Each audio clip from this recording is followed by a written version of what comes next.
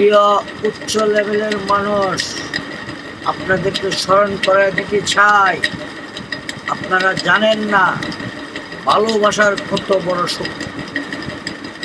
যাকে যে অন্তর থেকে ভালোবাসে তার মরণকে কখনোই সে প্রহার করে না।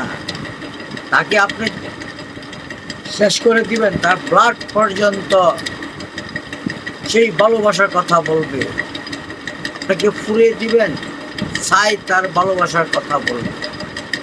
ভালোবাসা এমন এক জিনিস, যে জিনিস খোদার শক্তি। ভালোবাসা কারো শক্তি নয়, একমাত্র আল্লাহর শক্তি হলো ভালোবাসার শক্তি। তা আপনারা ভুলে গেছেন।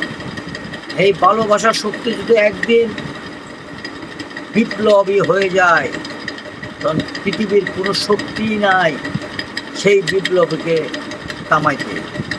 আমি আপনাদেরকে বিশেষভাবে অনুরোধ করব, ভালোবাসার শক্তির উপরে আপনারা হাত দিবেন না। আপনারা যদি ভালোবাসার শক্তির উপরে হাত দেন, তখন আপনাদের হাত ভেঙে যাবে, আপনাদের হাত পুড়ে যাবে। এটা আপনারা হয়তো ভুলে গেছেন। এই পৃথিবীতে সবচেয়ে বড় শক্তি হলো ভালোবাসা।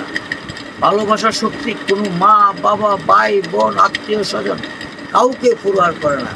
সে যাকে যে ভালোবাসে সে তার জন্য মরতে অবশ্যই অবশ্যই বাধ্য।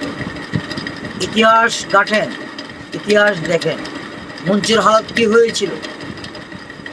মঞ্চুর হালত আইনুল হক বলতে বলতে তাকে ফুরে ফেলছিলেন। তার সাই পর্যন্ত আইনুল হক বলেছিল। পারছিল কোনো পৃথিবীর কোনো শক্তি? তাহলে ভালোবাসার উপরে আপনারা কখনোই হামলা দিবেন না। ভালোবাসাকে সম্মান করুন। ভালোবাসাকে সম্মান করাই মানে আল্লাহকে সম্মান করা। ভালোবাসা একমাত্র আল্লাহ, আর কারণ নয়। আল্লাহ ভালোবাসাকে সৃষ্টি করেই দুনিয়া সৃষ্টি করেছে। আল্লাহ ভালোবেসেই আদম সৃষ্টি করেছে। এই ভালোবাসার উপরে কারো হাত নেই, একমাত্র আল্লাহর উপর হাত। তাই আপনারা আল্লাহকে ভয় করুন।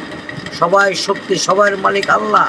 আল্লাহকে যদি আপনারা ভয় না করুন, এই পৃথিবীতে যারা আল্লাহকে ভয় করে নাই তারাই ধ্বংস হয়েছে।